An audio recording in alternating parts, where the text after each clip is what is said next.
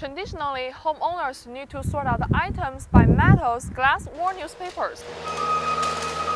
But now, different materials such as paper and plastic can go to the same bin under the new Lansing's recycling program. On one side, East Lansing residents are celebrating with the green beer as a tradition. But on the other side, police officers are working hard to take care of every aspect of safety issues. This is the place that Allen Street neighborhood has its farmers market in the summer. And now, they have already started planning for an all-year facility with this warehouse behind me. Recycling sometimes takes effort. Oh, the glass is back here. For everyone. I have this bag, and then I have a Tupperware bin, and we put all of our metal in our jars. It takes a lot of labor to sort out all of the materials. Traditionally, homeowners need to sort out the items by metals, glass, or newspapers. But now, different materials such as paper and plastic can go to the same bin under the new Lansing's recycling program. We're able to collect more commodities as far as our single stream recycling. The homeowner can simply take paper, plastic, small appliances, dump them all into the container. Mr. Chet Gamble, the Director of Public Service of Lansing, said this new program could also make the recycling operation more cost-effective. We are also able to collect the material a lot faster, as opposed to picking up the bin and throwing each individual container. We're not able to just quickly dump it, so that lessens our labor costs. All mixed materials will be collected and sent to Ann Arbor, where a new material recycling facility will sort out the materials. An assembly line, blowers, and different separation methods actually separates that material efficiently. While the new process will ease the recycling work for the city of Lansing, many people think it will also encourage more residents to recycle. The homeowner doesn't like to want to have to think. They don't want to have 6 different bins in their house to where they have to sort it. I think it will get some other people that don't normally recycle because of the time. Gamble hopes the new program will make the city and the residents double winners. The craziness starts in the morning. And the holiday gives people an excuse to drink. Drinking green beer, wearing green, just being as all sort of Irish as possible. On one side, East Lansing residents are celebrating with the green beer as a tradition. But on the other side, police officers are working hard to take care of every aspect of safety issues. To make sure people are safe and make sure that we're taking enforcement action on underage drinking. But with the holiday being on a Saturday and the unseasonably warm weather, things can get out of control, like this accident in Abbott Road.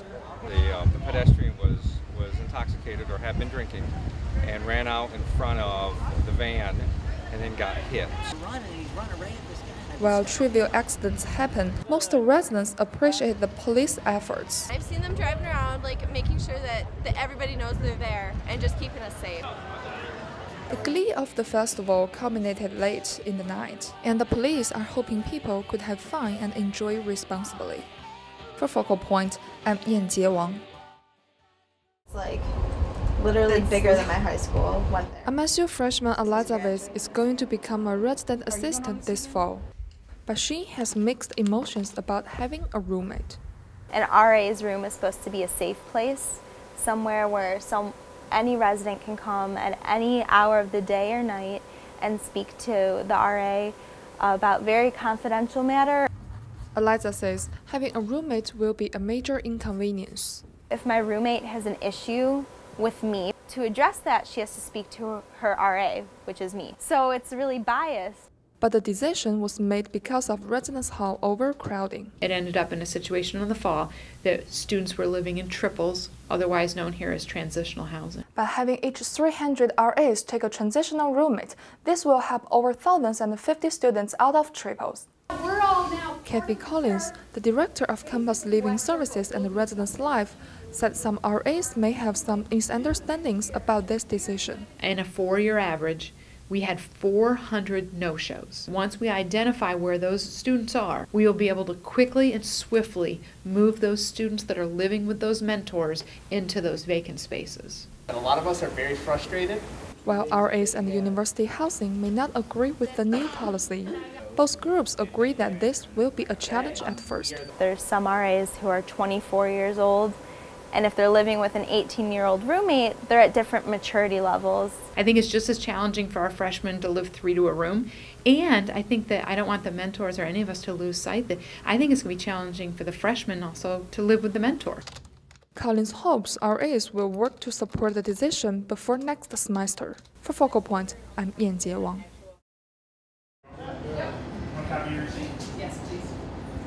Sean is just one of many lottery hopefuls who has his eyes on the Mega Millions prize. This is my first ticket. $1 can win at least $540 million. Winning ticket? The largest ever lottery jackpot is drawing attention across the country. At least 30 plus people a day the last couple days. The odds to win the entire jackpot are 117 million to 1. People are willing to risk a couple of dollars for the chance to win $540 million. It's such a big amount that I have, even if it's only a few picks, it's still a chance. We bought 2 $1 tickets. But what if luck comes knocking? I would travel a lot. Go back on vacation immediately. Like boats and cars and houses and everything. Here's to hoping Sean realizes his dreams.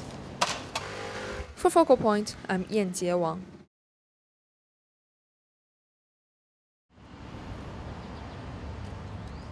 Seeking counseling is not new for people who are having personal problems. It's affected me and my academics a lot, so I am trying to help me get better. If a student is struggling with something, then they don't feel they have anybody they can talk to, and so if they need some help, and then we can provide help to them. But if you just need someone to listen and understand your problem instantly, a group of volunteers are ready to become your anonymous ear. So listening ear is a 24-hour, 7-day-a-week, anonymous, confidential crisis line. So we've got people who call in any sort of crisis when they feel embarrassed or ashamed or whatever. They can call us and just talk to someone anonymously. Compared to professions in the counseling center, giving advice is not part of their focus. Really what we try to do is empower them to make their own decisions. To build trust with strangers who need help, volunteers are taking empathy model as their primary method. Empathizing is where you reflect back to them the emotions that you're feeling. Being able to have someone hear you who's not going to judge you and just understands where you're coming from. And it is not a one-side effect for those with problems. Being here, I learned so much about myself and how I approach the world. It lingers with me for a while after hearing, a lot of these things. I'm triggered sometimes. And those influences are encouraging them to support others who need help in the future.